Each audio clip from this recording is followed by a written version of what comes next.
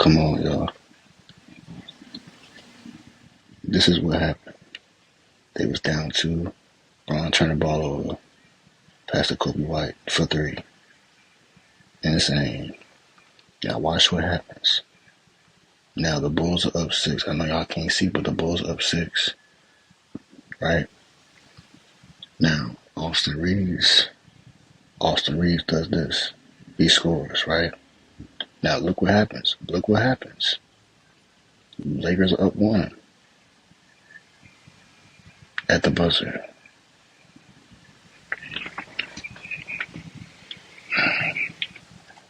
I showed this to say this. First of all, welcome back to K-Dub Palace. I'm your host, K-Dub, right? The Lakers had this, they was up five. The Lakers managed to lose the game within 6 seconds. How do you lose the game? They was up 18 they was up 18 in the second half on the Bulls. And I'm gonna be honest, the lack of defense was the reason why the Lakers lost. And Bron hasn't been the best player on the court for a while since he's been back. Austin Reeves and Luka have been the focal point of the offense for a couple games now. But my thing is the Bulls are looking really good. The Bulls have been looking really good. They've been winning games ever since they traded DeRozan and they let Levine go. You see the emergence of Kobe White. He's averaging 25 plus a night.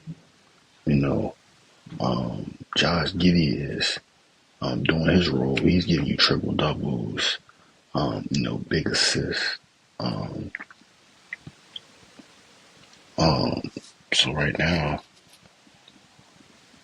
So right now the Bulls are on a 4-game winning streak, and the Bulls. I'm gonna be honest. I won't be surprised if the Bulls beat the Miami Heat in the play-in, and I also won't be surprised if the Bulls make the playoffs over the Atlanta Hawks. Now, the Hawks and Orlando are in that play-in, and if the playoffs ended today, they would meet at the 7-8 spot for the play-in. I think Orlando beats the Hawks in the play-in, so Orlando will be the 7th seed, and I'm gonna be honest. I mean, Miami, overall they're a better team than the Bulls. But how Kobe White has been playing, Josh Giddey, the rookie, Buzelis, who's in the dunk contest. Who else is on that roster? You still got Nikola Vucevic, Kevin Huerter. Off the bench you got like Pat Williams, and I haven't even said Lonzo Ball. Now, obviously, Lonzo Ball might be out of Chicago this summer because I think he's a free agent, so he might go elsewhere. I think Lonzo should go to Orlando because Orlando, they lack a point guard. They lack a point guard and a big man. So, but they really lack a point guard. A lot of their point guards are score first guards. So. Orlando needs like a facilitator who can come in, who has some type of control of the offense, so that like Paolo and Franz are not always, being a facilitator. They can have a true point guard that can get Paolo and Franz those easy shots. Same thing with KCP who can hit the open three. But that's besides the point. Right now, Josh Giddey and Kobe White have been one of the best backcourts this week. Kobe White has been unbelievable. Josh Giddey had 25, 14, and 11. You couldn't really see this from Josh Giddey in OKC because obviously Shea was on the team. So with Shea being on the team, you couldn't really, you didn't really know what role Josh Giddey was on OKC. You didn't know if he was a facilitator, a shooter. Because in OKC he couldn't hit an open three for his life. So you looked at Josh Giddey as a facilitator on OKC because Shea was a scorer. He did everything. So Josh Giddey was more of a facilitator. Now you put him on the Bulls, he's starting to knock down the open three. But I mean, but on the Lakers side, I mean, Luka had 25 and 10, Austin Reeves had 30, Bron had 17 and 12. But, and then Jackson Hayes had 19 and 8. Jackson Hayes is starting to play better, but if we're being completely honest, what's going on with the Lakers? What's going on with the Lakers? These games are becoming way too close. And playing a team like the Bulls, you should have won. Because if we're being honest, the Bulls are not one of the best teams in the league. They're actually one of the, not worst teams, but they're an average team because they're in that ninth seed, so they're average. They're a little above average. And you lose to the Bulls. And my thing is like when playoff time comes, Luka has to play defense. And defensively, Luka is the weakest link out of everybody on the team. He cannot move his feet. Austin Reeves he's a better defender than what people give him, in my opinion. Bron can D up when pause, but yeah, Bron can D up when he's able to, pause again. But I mean, if we're being honest, the Lakers, I gave y'all the schedule yesterday. The Lakers have Memphis, OKC twice, the Rockets twice. They got the Pelicans, they got the Blazers, they got the Pistons. The Mavericks with AD coming back.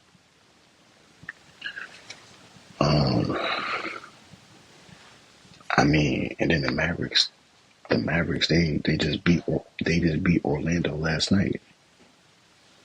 I didn't mention that, but the Mavericks beat Orlando last night, and AD had 15 and 7. Didn't even play his best game. But you had Hardy coming off the bench with 22.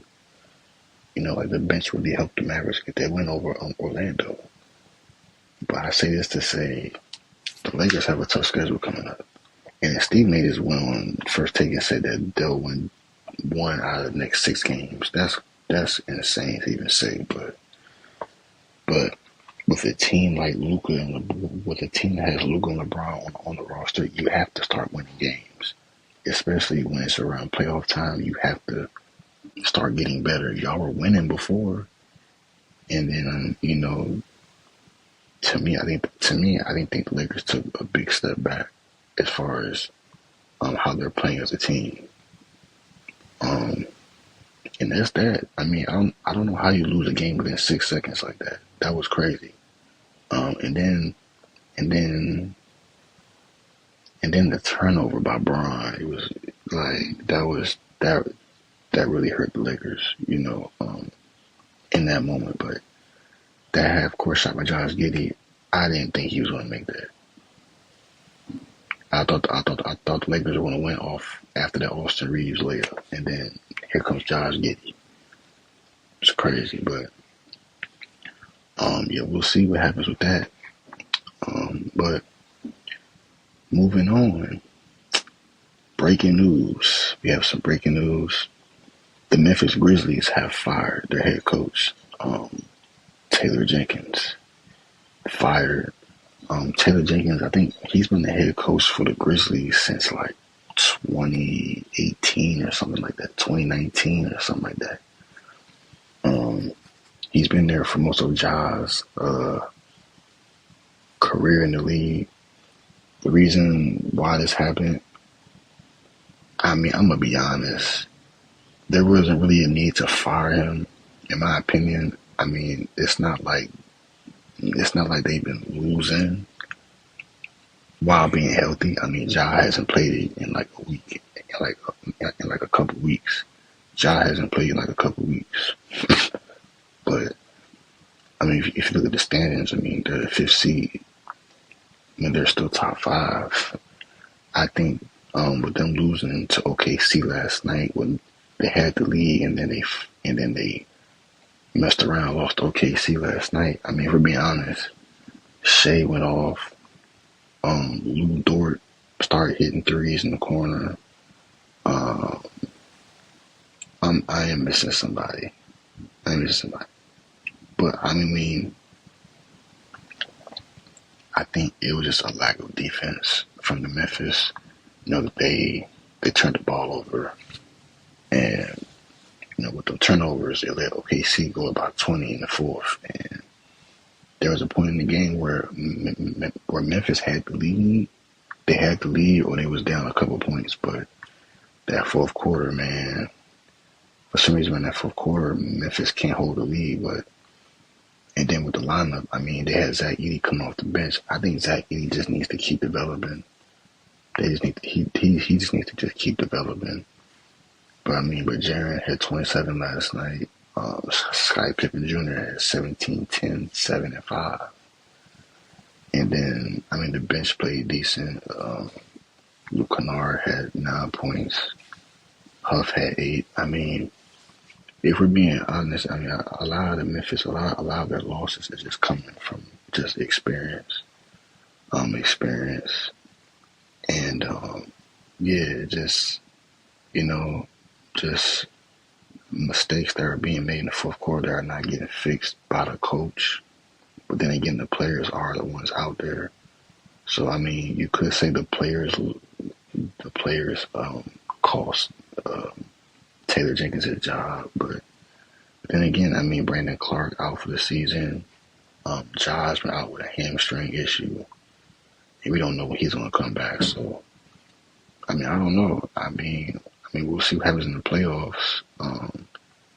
And I don't know who the interim coach is going to be, but I think I know who it is. But we'll see if this interim coach is going to be able to hold it down for the rest of the season. And then going into the playoffs, if the playoffs started today, the Grizzlies would play the Lakers first round. And I don't see Memphis beating the Lakers in the first round series with Luka and LeBron. I know they just lost to the Bulls with they lost to the Bulls. I want to call it a freak accident. Like it was like a freak accident that the Lakers lost to the Bulls like that. But when the playoffs come, Luka and LeBron are different in the playoffs, in my opinion. So, we'll see what happens with that. And if the Grizzlies, if they do slip before the playoffs, they'll be the 6th seed, which means they'll probably play the Nuggets in the first round. But Memphis, I'm gonna be honest. There are people that said that like maybe they should move the team to Nashville or somewhere else.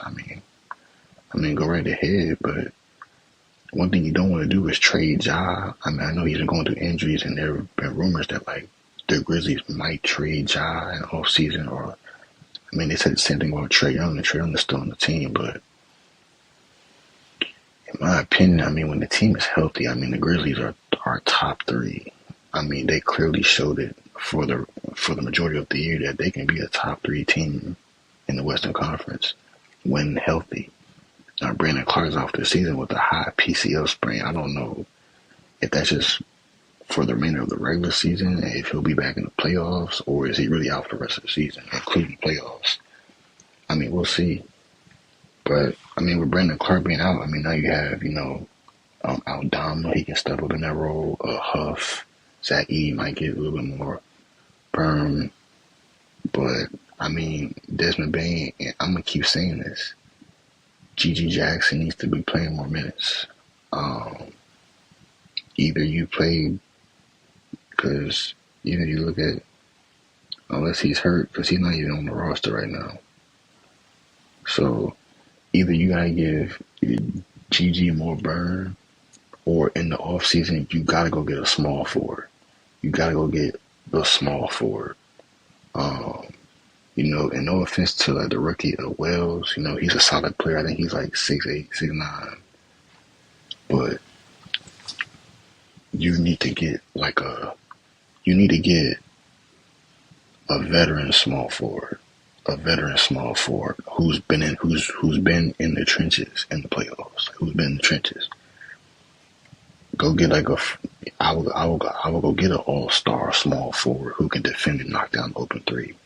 Or if you don't want to go the all-star route because you got Jaren, Ja, and Desmond Bain, you don't want to take away from Desmond Bain, or go get, like, I wish the Grizzlies went out and got like an OG Anunoby. That would have been a great pickup for him. Before he went to the Knicks. Another player I can think of, I want to say R.J. Barrett, but I don't know how that will work. R.J. Barrett is averaging over 28 games for the Raptors. In my opinion, the Raptors have too many small forwards over there. So, I mean, if you want to go get like a Brandon Ingram, but he struggles with injuries. So I don't know, if you probably don't want that on the roster. Somebody who's injury prone. So I mean, I would go get like a R.J. Barrett, or I mean, the Cavs, they took a DeAndre Hunter. I would say somebody like a DeAndre Hunter or like a OG Anunoby, somebody in that role who can play for the Grizzlies. Go out and go get like a Cam Johnson from Brooklyn. You go get like a Cam Johnson from Brooklyn. Like a Jonathan Kuminga would fit with that team. Something like that. Players that are like that. Like players that are like a Ahmed Thompson. Like players like that who could kind of like you can plug them in and they know their role. Players like that. Players like that. I think that's what Memphis need. Memphis need a 3-and-D. They need somebody who can guard on the perimeter. Right now Memphis, they don't have nobody that can guard on the perimeter. So you go get that type of player that you can plug in with Ja, Dez, and Jaren. I think you go get a small forward. Like maybe in the draft you can find somebody, or get somebody in free agency who's experiencing at that position. But they've always needed a small forward. Even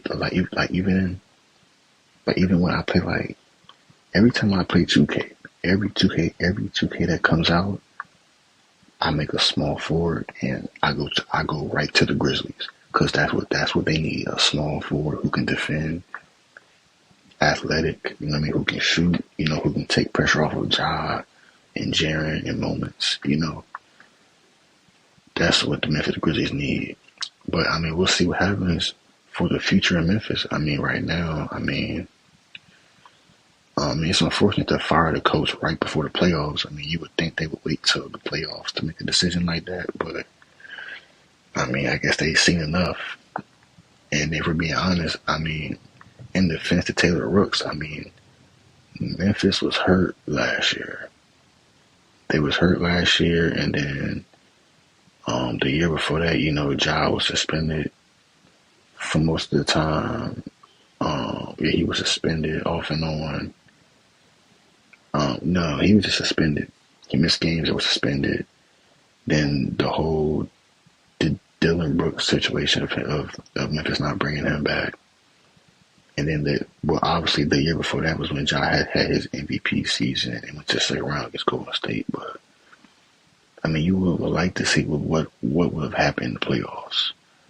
But as far as what happened, I can go on Twitter now and see what happened, on why they made the decision to let go of Taylor Rooks. The Grizzlies have beaten just one team. Okay, so I'm seeing some reasons why. So Taylor Rooks was called to the Grizzlies office knowing that was fired in person. Jenkins now becomes one of the top head coaching candidates for the upcoming cycle. Don't be surprised if he gets that Phoenix Suns job either. So right now I'm looking just to see. Yeah, so Taylor Jenkins was there for 6 years. The Grizzlies record, they're 44-29. That's not a bad record. And then being a top seed for so long, I didn't understand why they fired him this soon.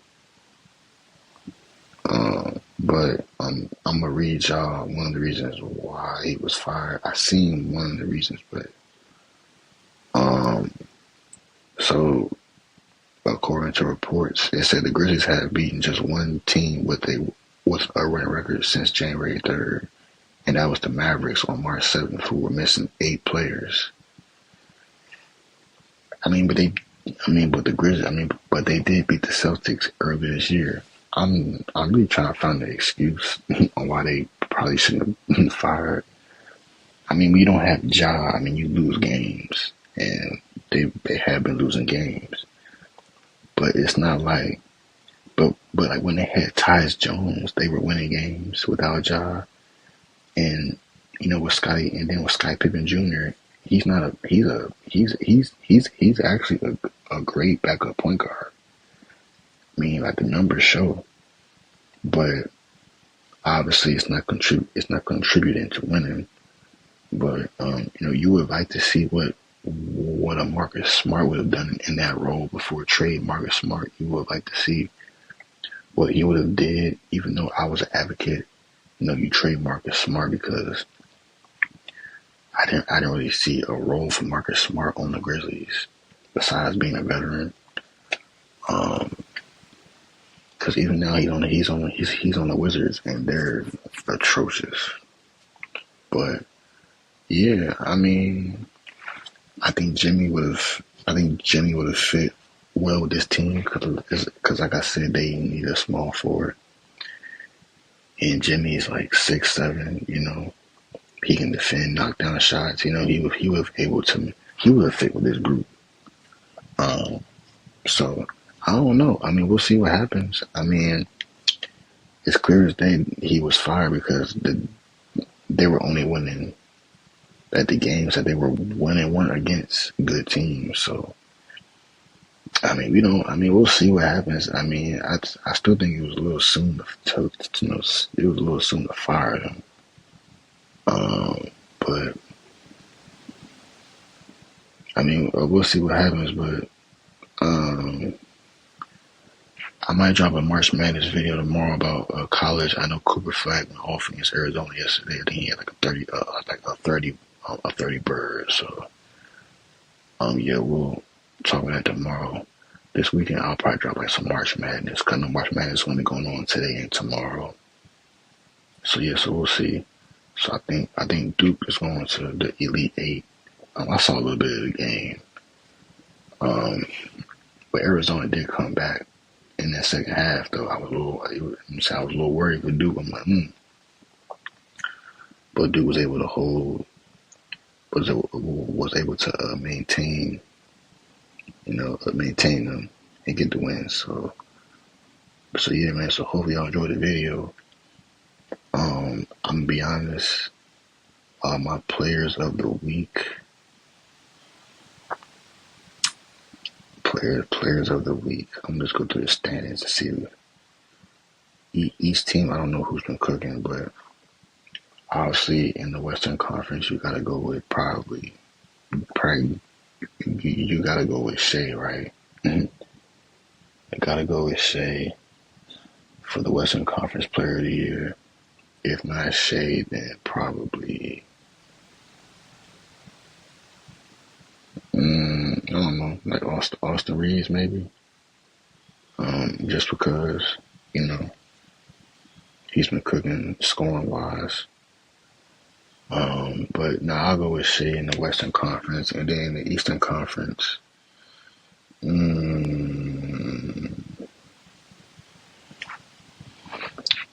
Okay, look, this is how I'm gonna do this. So Monday, I'm gonna just look at players. Who've been cooking. I'm gonna be honest with y'all. I might go with Paulo. Y'all. Well, yeah, shout out to Dwight Howard. He got his. He was announced in the Orlando Magic Hall of Fame. So shout out to Dwight Howard. One of the best big men of all time. Underrated. You know what I mean? All because how he was always in like a good mood and stuff. I don't think that should diminish how great he was in his prime. He put Orlando on the map, and that's a fact. I'm just trying to go down the road. If we're being honest, y'all, I think either Tyrese Halliburton or Paolo might be players of the year for the East for the Eastern Conference. Yeah, I think Paolo might make that cut because this is the second game that he's had 30. I'm looking at. Okay, we'll go to Wednesday game. Tyrese Halliburton, they lost to the Lakers, but Tyrese Halliburton still had 16 and 18. I'm gonna be honest with y'all. I think Paolo might be Eastern Conference Player of the Week for me. And then obviously Paolo played yesterday. They lost, but Paolo had 30. I think he had 35 and 10. And then the Pacers. Oh man, the Wizards are so atrocious, bro. The Pacers they went 162 to 109. They scored 162 against the Wizards. Brother, y'all, the Wizards are a horrible basketball team. Horrible basketball team. So Tyrese had 29. I'm gonna be honest with y'all. With the Pacers are being I think I'm gonna give it to Paolo. I think Paolo is our Eastern Conference Player of the Week, in my opinion. He's my Eastern Conference Player of the Week. I mean, he's had 30 every game this week. He's had a double-double every game this week with a 30 bird. So, Paolo makes the Conference Player of the Week. My top 5 players of the week in general, I'm going to go with Paolo. I'm going to go with Tyrese Halliburton. I'm going to go with Shea, of course. Man. Hey, listen, y'all. Austin Reeves has been playing. I don't think I'm going to get to Austin Reeves. Not this week. I don't think Austin Reeves is going to get it this week. Hit 24 on Wednesday. Yesterday he had 30.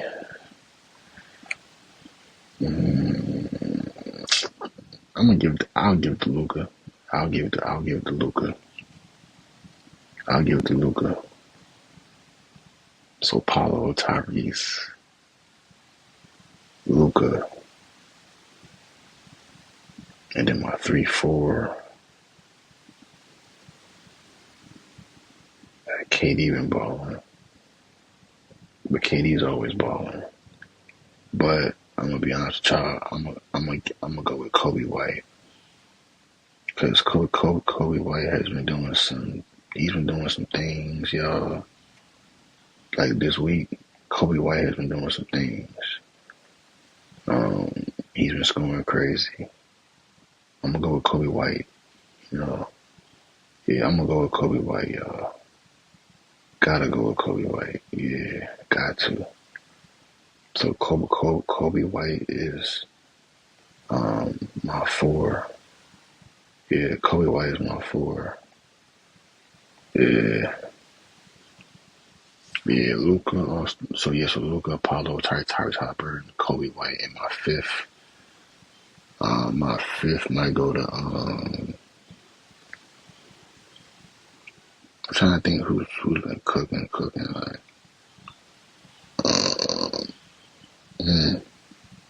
Miami, Golden State. What Houston been doing? Let me see what Houston been doing.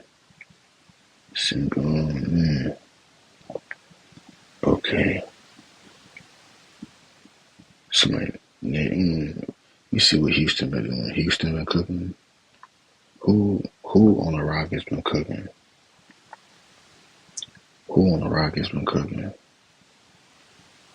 But the Rockets, they barely played this week.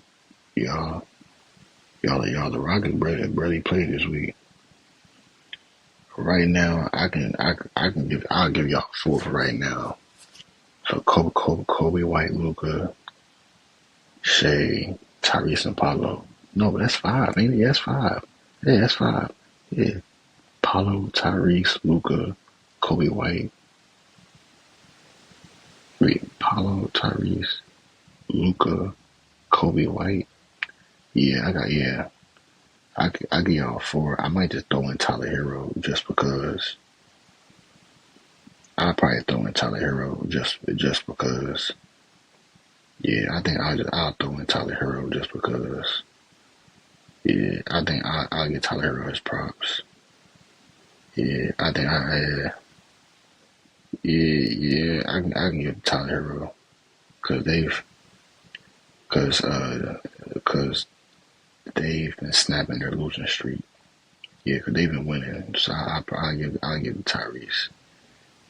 And I think I'll give it to I'll give it to Tyler Hero because he had 36 last night against the Hawks. Tyler Hero is my five because they've been winning lately. So I give Tyler Hero because Miami has snapped the losing streak. That's going to conclude this episode of K-Dub Palace. I'm your host, K-Dub. Tomorrow I'll be back with March Madness news for all y'all. Make sure y'all like, comment, subscribe if you're new and I'm gone.